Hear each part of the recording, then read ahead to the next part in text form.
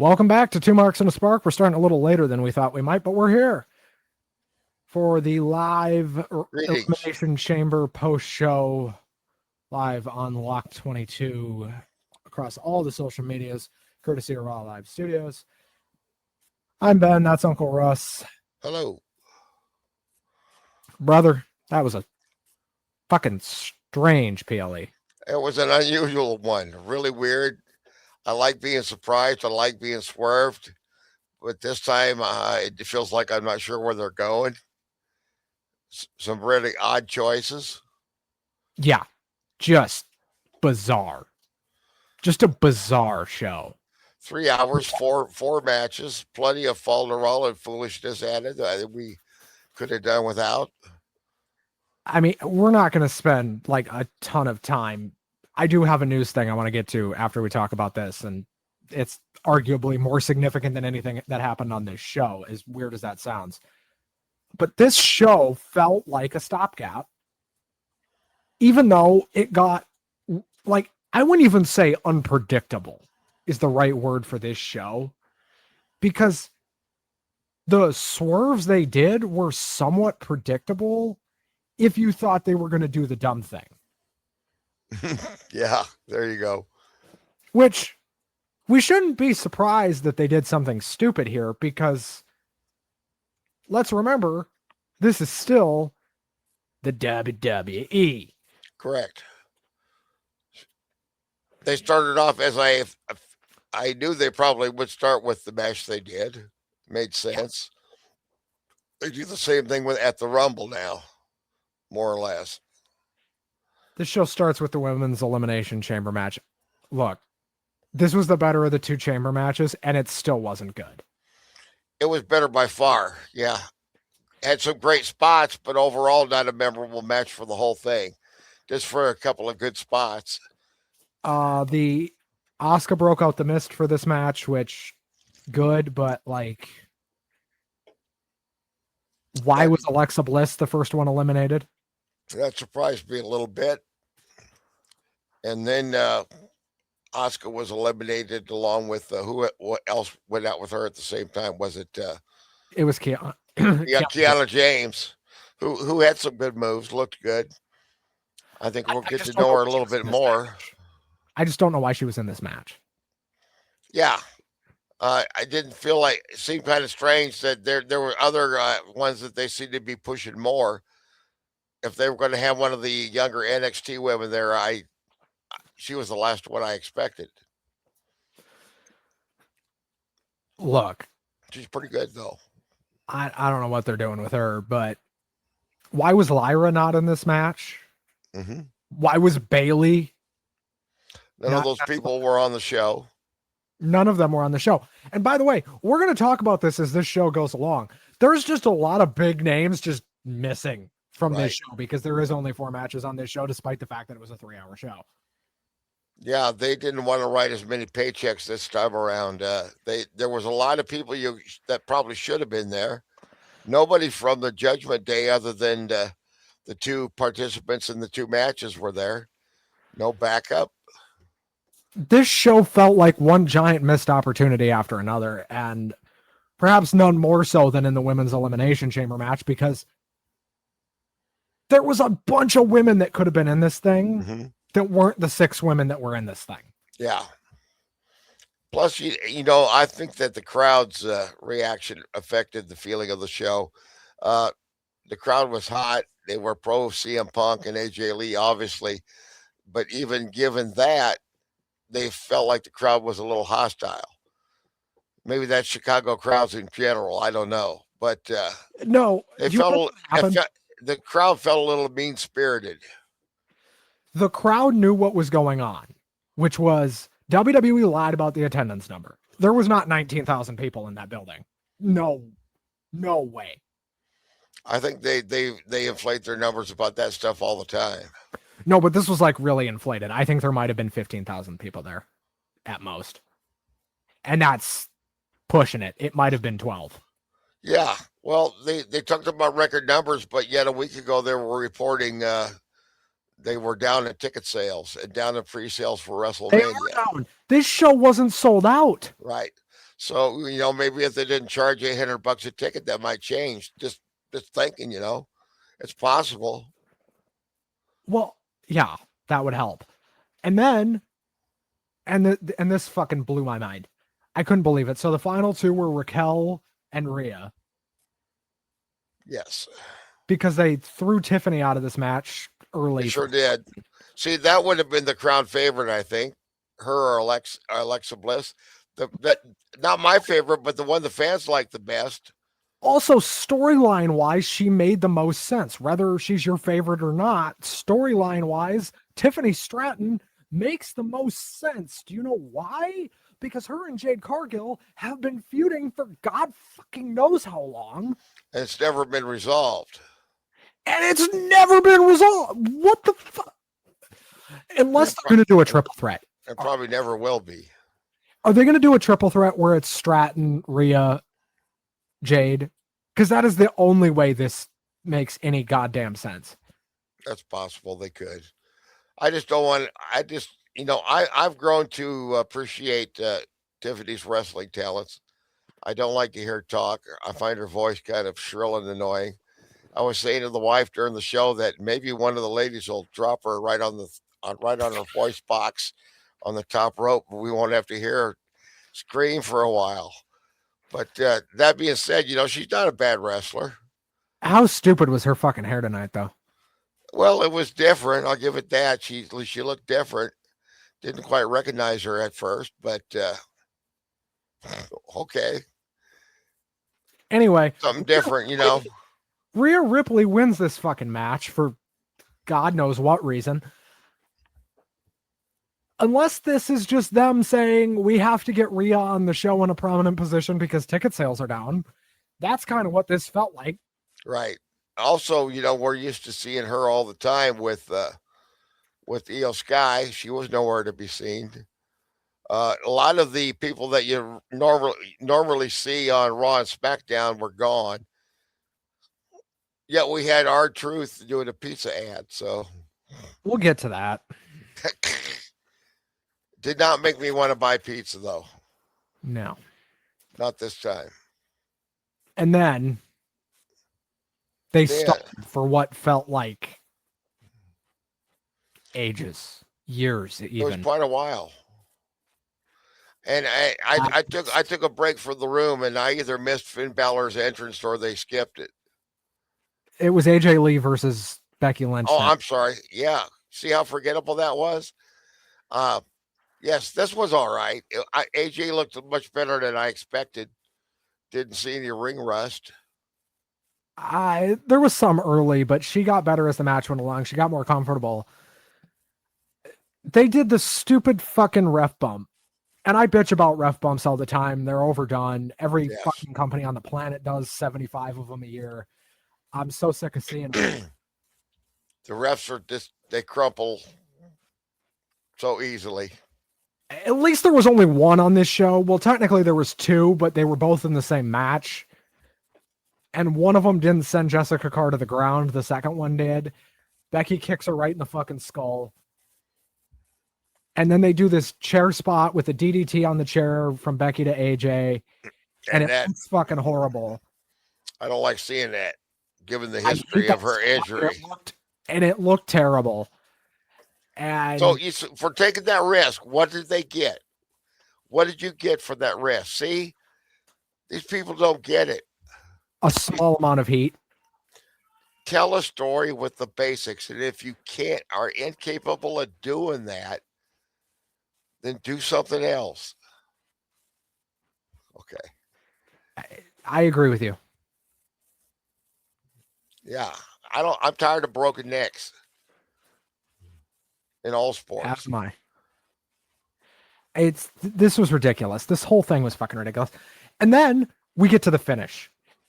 And this finish bugs the shit out of me because they do the tap out spot while the ref's knocked out. Right. And this was fucking... I'm so mad about this show. I should not be this mad about a fucking wrestling show, I understand. But what? Pardon me. Slate. Listen, this was some NXT booking on this entire show. All right. That's a good way of putting it. It felt like it. AJ wins, which is like one of two things that made sense on this entire show. The crowd pops, of course. Yes. And then they stall some more. Right. We get a tease for the box, which they were teasing all night. Well, we've been teasing that damn thing for a month now. Now, Finn Balor versus CM Punk was the best match on the show. Far and away. Nothing else even came close. I still think their TV match was better. Their match on Raw a couple weeks ago in Belfast. It wasn't that much longer, though. This was not a long match. No, this was not a long match. I think they got cut for time. They shake hands at the end. Punk wins. I didn't even need to tell you that. Everybody already knew. Right. Chicago and Roman Reigns versus CM Punk is the main event of WrestleMania. I think it's pretty obvious to everybody they need to turn Finn Balor babyface. And he set up for it very well because, you know, he's been showing a little bit of that good sportsmanship. And, you know, yeah, I think they should just move on from everybody on from the Judgment Day. It's run its course. Some would say it ran its course a while ago. And this company really showed their ass here. Because there was no JD McDonough. There was no Dominic Mysterio. Nothing. Right. No Stephanie Vicaire. No there were two nobody. Champions. Right. Well, three actually. There were three champions on this show. Jade Cargill, CM Punk, Drew McIntyre. And we'll talk about Drew McIntyre. And all Jade Cargill did was wave from the skybox, right? Well, let's not act like Drew did much more than that. Yeah.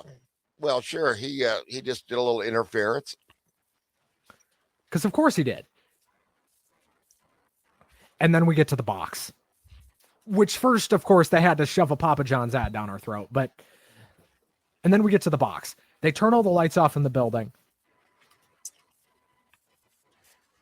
And Pierce and Aldis are standing there like jabronis with crowbars.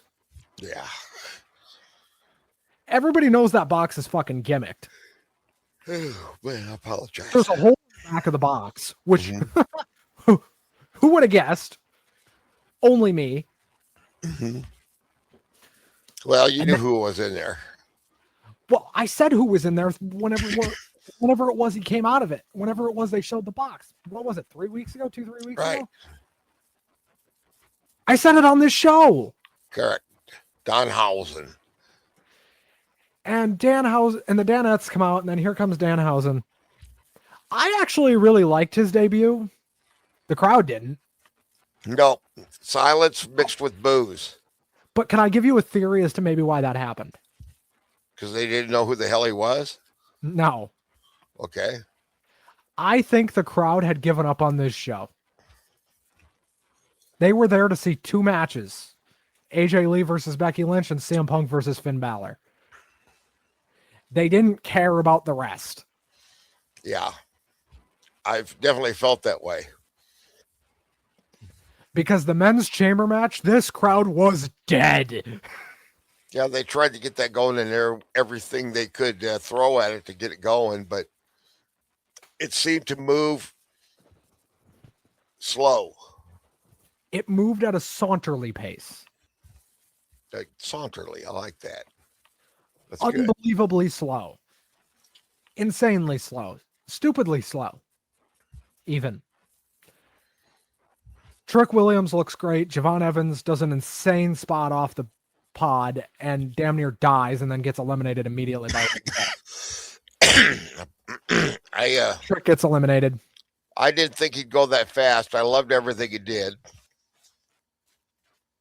But he didn't get to do much. He got bouncy, that's for sure. Definitely. And every single one of these guys wasted an awful lot of energy in their entrances, you know, climbing up and down on the pods and climbing around on the cages and flexing and posing. And I was waiting for somebody to slip and fall and break their neck and said, oh, well, we need another participant. Let's go. Didn't happen, though. Anyway, this match was a whole whack ton of fucking nothing. I didn't expect Logan Paul to do that much, but I was wrong. Unfortunately, you were The wrong. way they booked this, he was like the most impressive one of the whole match. Unfortunately, you were wrong. Yeah, I thought his stature would be. Hey, I know you're not an Austin Theory fan. If they had to have someone from the Vision, wouldn't you rather have seen Austin Theory than Logan Paul? I'd rather seen Paul Heyman. That would have been kind of sad, wouldn't it? I mean, everybody's getting hurt in that group. I swear. Yeah, everybody is. I remember a few years ago, Punk beating Heyman up pretty bad. Yeah. It looked Well, pretty real. Anyway, and then this company has the unmitigated gall. Logan Paul eliminates 3 guys in a row, pretty much boom, boom, boom, rapid succession. yeah, Mind you, there's like less than 10 minutes in the show left when he does this, pretty much. Or maybe there's 10 minutes left exactly in this show when he does this. I want you to keep in mind, everything I'm about to describe to you happened in the last 10 minutes of this fucking show. or less. It happened so fast. Yeah, So 3 guys are out. It's Seth, Cody, Randy. Or not Seth. It's Logan, Randy, Cody. mm-hmm. They do another hood spot with the hooded guy who they revealed as like some indie jobber guy yesterday. Correct. They reveal a different indie jobber guy tonight. Right. And then, because God fucking forbid, they do a clean finish in the main event. That would be rational. We can't have that. The main event thing with WWE where there's got to be interference has got to stop because it's every fucking show now. Yeah. That's why it means nothing. If it happens all the time, it means nothing. And it meant a whole whack ton of nothing here. Well, actually, you could argue maybe it meant more than it usually does here just because of what they ended up doing. Sure. The 4th masked guy, or however many it's been at this point, right, comes out. And this is the only one that looked like a big guy. And this was Seth Rollins. Correct. Because he curb stomps Logan Paul. Randy covers him, or Cody covers him. Yeah, Cody covers him, right. Eliminates Logan Paul. Gets jumped by Drew McIntyre while the door's still open because these fucking moron refs didn't close the goddamn door. Right. Are they born in a barn? Apparently so. The hell's going on here? Well, see, they had to leave it open so they could have the outside interference. It made no sense to leave that door open, but it's the only way the storyline could work. So if the storyline requires the referees to be complete imbeciles constantly. And it gets worse. Because Drew starts beating the shit out of Cody, and instead of helping him, Randy beats the shit out of Drew. Mm-hmm. Now, okay, if you're Randy Orton and you're in a fight and it's you and Cody Rhodes and some third guy comes in and starts beating the hell out of the guy you're fighting. Right. I'm thinking this is good because I need to beat him to win. So whoever the hell this guy is, he's helping me. Yeah. So why the hell then did Randy Orton start beating the shit out of Drew McIntyre? I don't know. And then immediately, as soon as he gets done doing that, within a second, he's RKO's Cody. You're right. For some godforsaken reason, Randy Orton wins the Elimination Chamber. He's the last one I expected to win. I thought for sure they'd put Cody over. I'm glad they didn't. But I don't hate the idea of Orton winning, but I was surprised. Very much so. Well, they're going to have to get him a lot meaner to get him heel, though, by WrestleMania. But he doesn't have to be a heel. Drew's a heel. I know, but Randy Orton as a baby face is about as entertaining as Becky Lynch as a heel. This doesn't feel right, Like Becky Lynch is a heel, especially the promos. You get the feeling like she's trying so hard, she's trying to convince herself she's a heel instead of emoting like she really is one. I know it's acting. I don't know anything about it, but By I'm the sure. way, Yes, the crowd did not care that Randy won. I know. There was like an immediate like pop, like Right. what the fuck was that? Now, I imagine that most of those people that spent the money they did in Chicago, when people ask them how it was, if they're not too upset, they're going to say, yeah, it was okay. It was all right, It wasn't worth $800. I don't Randy think so. is going to WrestleMania. Right. And some of the people, of the few people they had, there's a few that might as well have not even showed up. Of the men's match, Trick Williams did next to nothing. Looked good, but yeah, did but they nothing. didn't give him a chance to, and they let Javon Evans shine a little bit, not much. Javon got the biggest pop outside of AJ and Punk. I know. If he had won it, the crowd would have popped, but I don't think they're going to do it because he's too young. He's 21. They don't want to put the championship on a 22. See, if he But I'm going to do air quotes here. He's too young. oh, okay. All right. Yeah, that's the thing. That doesn't make sense. They say, oh, you put the belt on them when they're too young, they might get egotistical. And we'd hate for that to happen in wrestling because it's so rare, for a champion's ego to get out of control. We just can't allow it to happen, We got to wait until they're 30. Fucking stupid, dude. Then they can handle it. Give yourself the most runway possible to make the most money possible. What the hell are they doing? Yeah. That Javon Evans kid is money. And I think you would agree with me. That guy's a license to print money. Yeah. It's interesting. I hope he doesn't kill himself or hurt himself too bad. He does some very risky stuff. I'm always worried that those guys are one match away from being crippled, Yeah.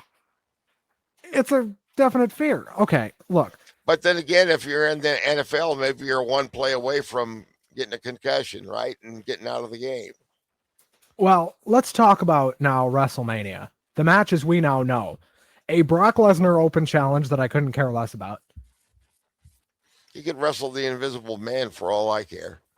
Presumably Jade Cargill versus Rhea Ripley. Mm-hmm. Which, if that is not Rhea killing Jade in 10 minutes, I don't know what it's going to be. It should be.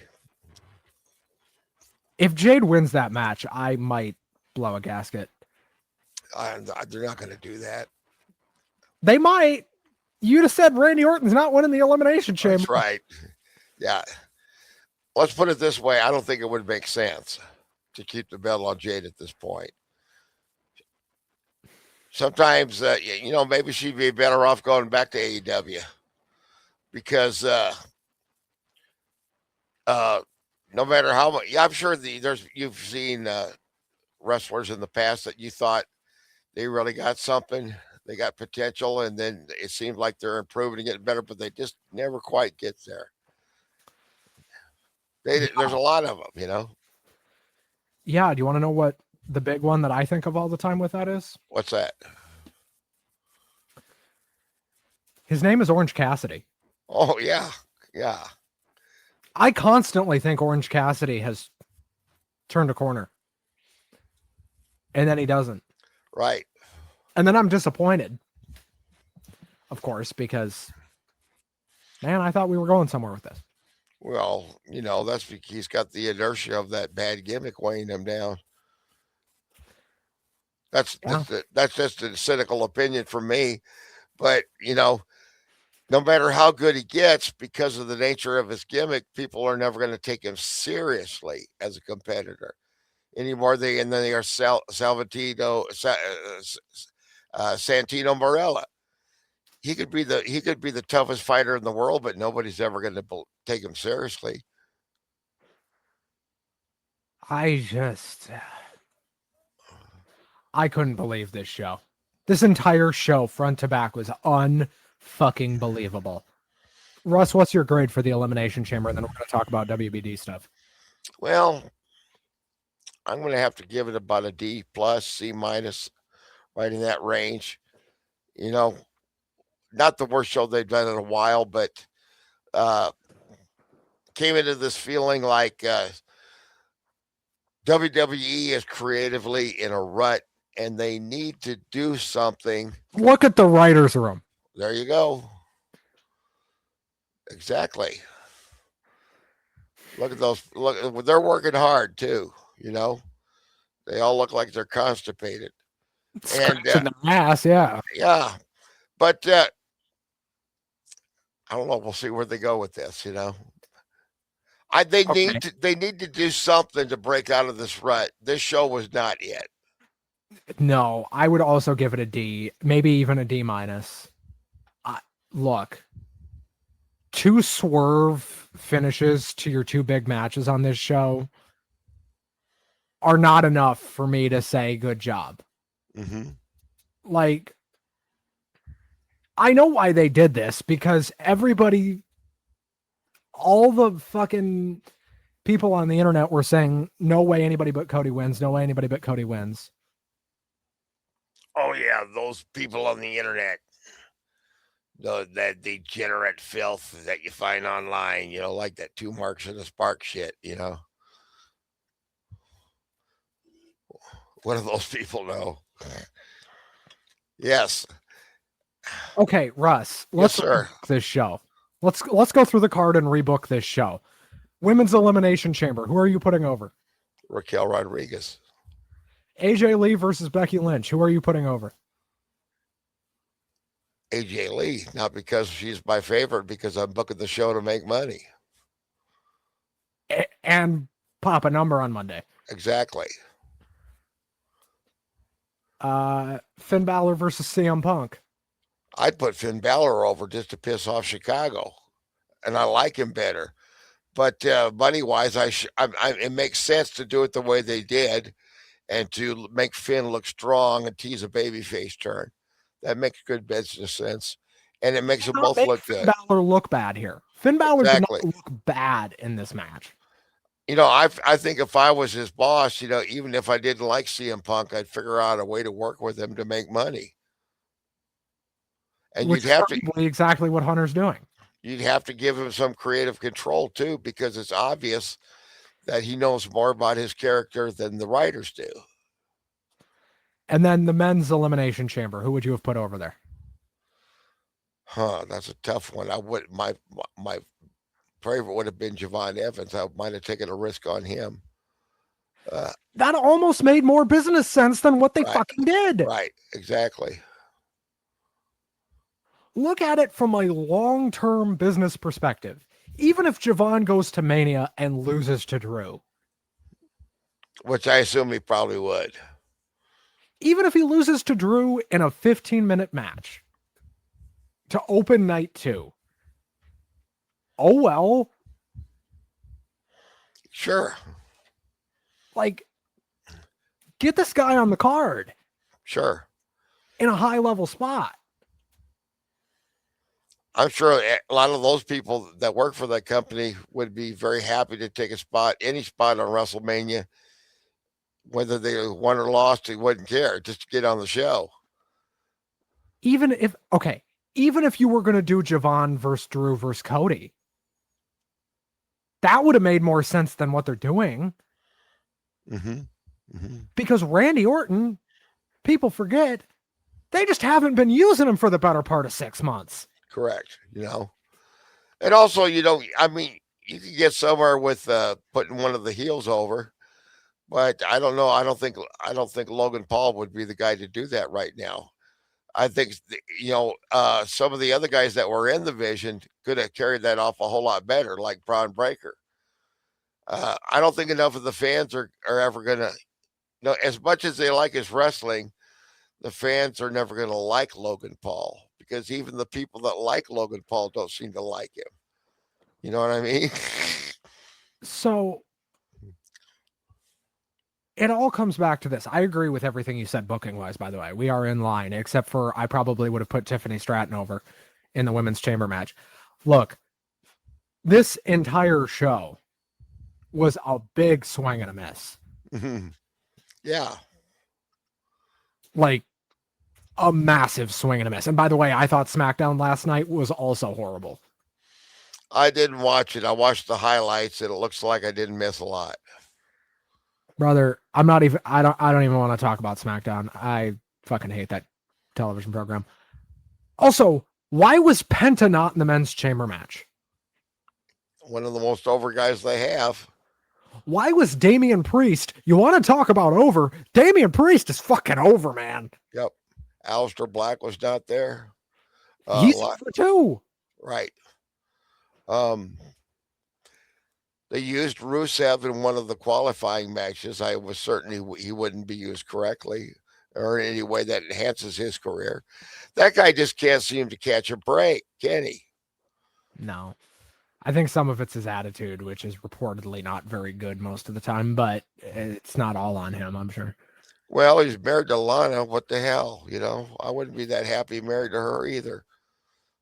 boy, if he heard that, if he saying that he'd probably beat me up. I'm just talking about the impression you get through the TV screen.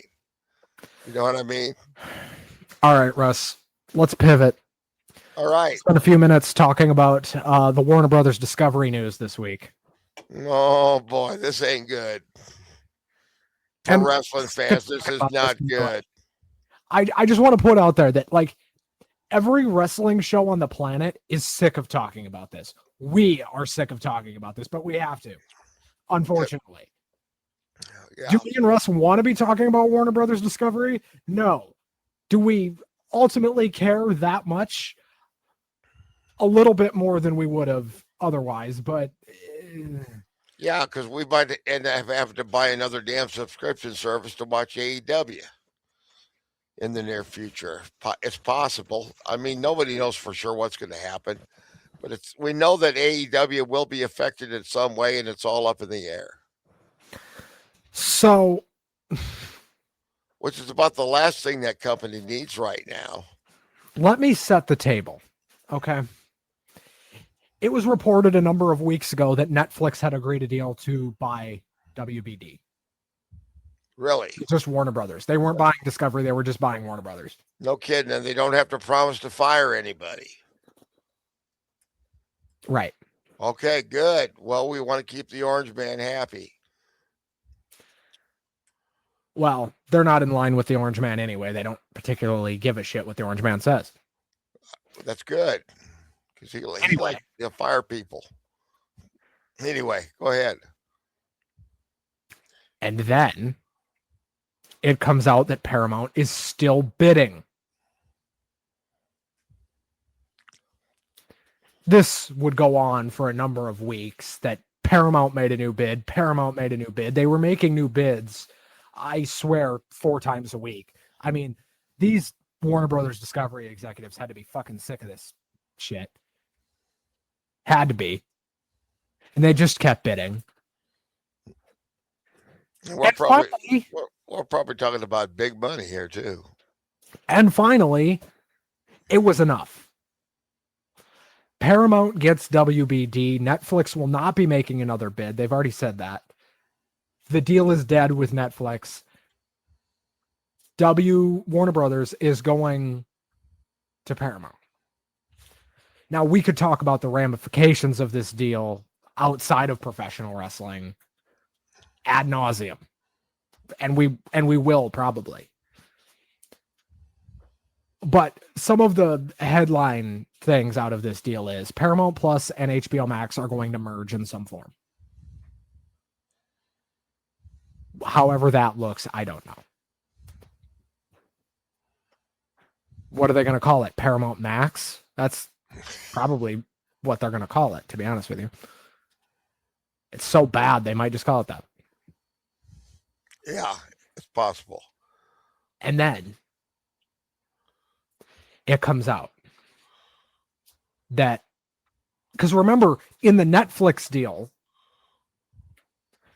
DC Films was going to Netflix, but not DC Comics. That was correct. That was the weird part of the deal, was that Right. Netflix was getting the films, but not the comics. Paramount is getting both. Right. Which is bad news for DC Comics. Yes, it is, especially for the comic book division, which was making amazing strides in recovery in the last 2 years, every bit as much as Marvel has fallen on very hard times. And I do want to talk about the DC side of this for just a second. If you're James Gunn, are you not looking around and saying, this isn't what I fucking signed up for? No. This is not what I made the best Superman film ever created for. And I'm not getting political on this show, but the company that they're being sold to does not align with James Gunn's political affiliations at all. That's possible. No, that's public. Like, no. It's not allegedly. That's right. The guys fucking said it. That movie was getting heat from political people before it was even released about how this was an anti-American Superman and all this absolute horse shit, you know. If you're James Gunn, are you not saying, when this merger goes through, yeah, I'm going? Yeah.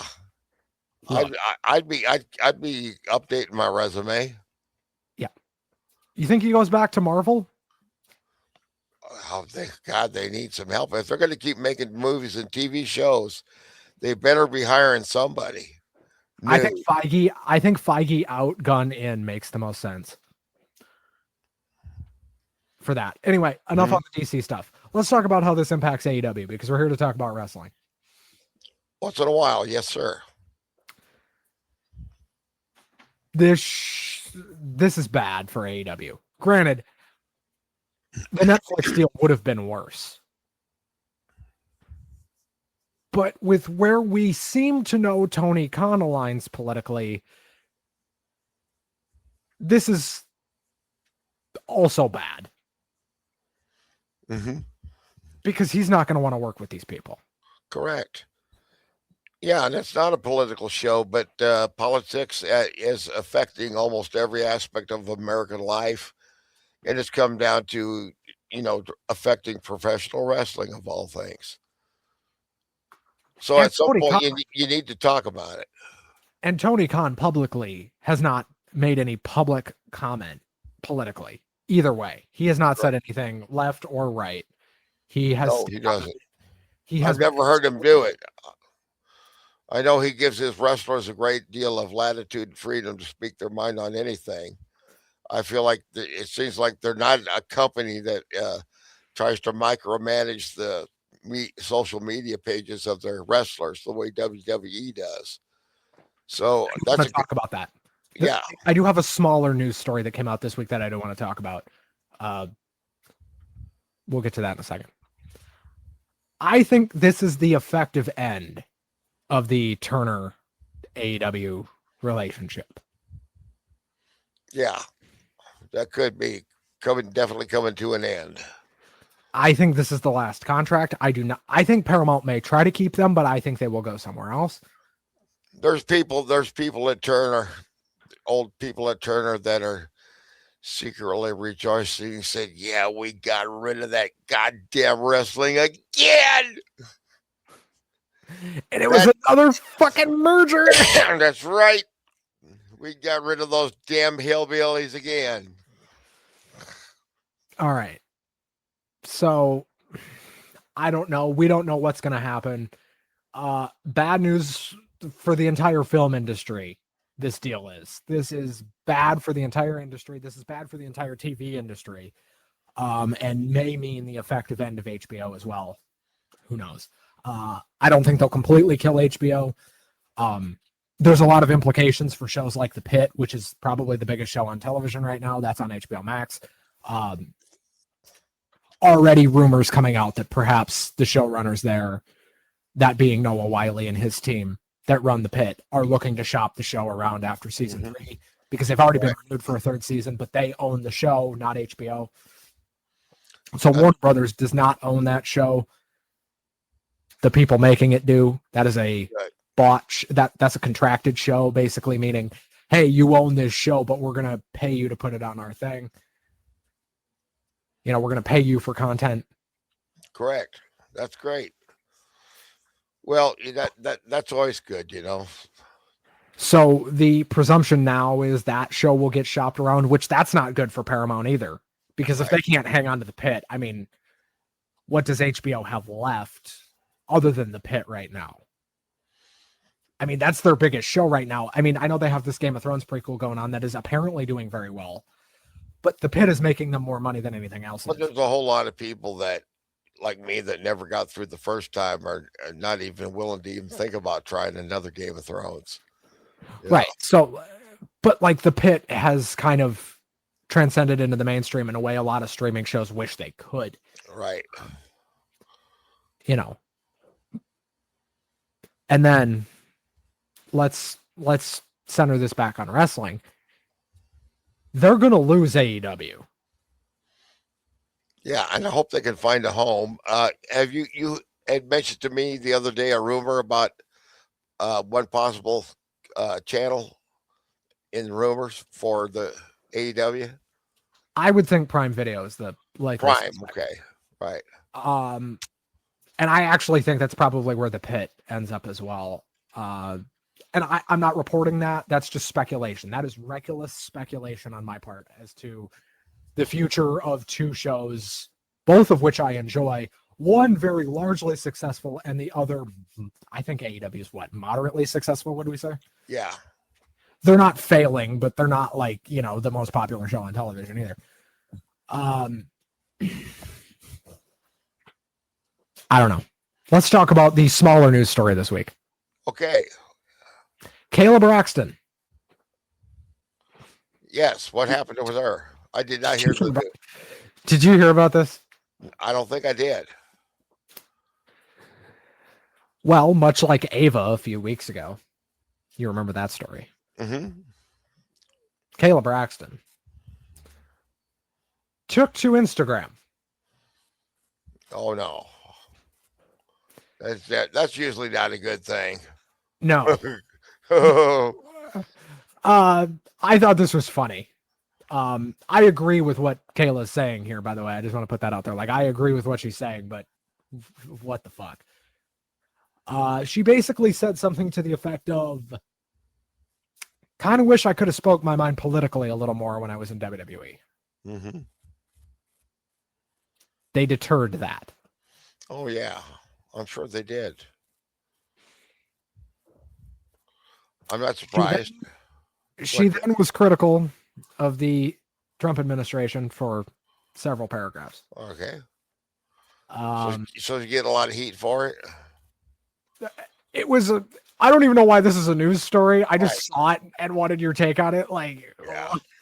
I argue with people about politics all the time online, and I try to persuade people with facts and information and reason. And when that fails, and if they've got nothing to do but insult me, I sometimes ignore it. And sometimes I'm very happy to willing to get right down into the gutter with them and tell them to go fuck their mother, or something along those lines. But generally, that kind of conflict, it generates a lot more heat than it does light. It's difficult time to talk with people about politics because people on all sides are less inclined to use their brains. Yep. Well, folks, a very bad elimination chamber. Disappointing. I have a recommendation if you have a strong political disagreement with a good friend of yours, because this is something that I experience on a regular basis, and we discuss politics, and it can get a little heated, and then we always end up having a few beers and singing karaoke. So that's not a bad way to handle it, If you could You're get the away, ultimate negotiator. well, if you could reason together without screaming and getting your feelings hurt. Exactly. Yeah. Well, folks, thank you so much for joining us, whether it's live or on the replay. Very much enjoyed. I tell you what, I enjoy talking about the show with you more than I enjoyed the show. Isn't that usually the case? I said, Especially when "Are we're you talking looking?" about SmackDown. My wife says, "Are you looking forward to seeing the show?" And I said, "No, but I'm looking forward to complaining about it with Ben." Well, Let's I hope also look, let's hope Monday Night Raw gives us something new and interesting to talk about. That doesn't make us scratch our heads and say, "What the fuck are they doing now?" Russ. I think we're doing the show before Collision next week. Otherwise, I'd say let's just watch Collision instead of Right. SmackDown. Right. But I think we're doing the show before Collision next week. So that is unfortunately not an option. Yeah. Well, I'll at least look at least part of SmackDown, and we've got that fast forward button there for a reason. You know, I I don't watch Raw or SmackDown live. It's I can't. I can't. It just moves Too- too damn slow. It's too damn slow and too much bullshit. I used to bitch about NFL games being too long. Not anymore. I can watch a football game with much more entertainment than a WWE premium live event, and I'm not a hardcore football fan. No. Nope, You nope. like college basketball. I like college football if Joe's calling it because he calls it the way he calls wrestling. He makes you feel like you're listening to an exciting story. So somebody like me who's not a sports nut, I really enjoy that and I learn a lot. Well, I think Joe Tessitore is a class act. Oh man, Right up there with Mike Tirico, who I thought did an excellent job at the Olympics. That is a total sidebar, I understand, but right. Mike Tirico, just absolutely. And Joe Tessitore, he's the man. He could call anything. I swear to God, they say he could that so and so could wrestle with a broom and have a good match. Joe Tessitore could call it and make it sound good. Well, folks, we will see you back here. I think next Saturday. I think we're going to be live Saturday afternoon next week. Sounds good. That's going to be it for us. If I'm alive, I'll be here. Well, here's willing. If not, I'll be looking in from the cosmos. All right, folks. We'll see you next week. Thanks again to Raw Live. All right. Like, comment, subscribe. We'll see you right back here next Saturday. Bye-bye. Bye-bye.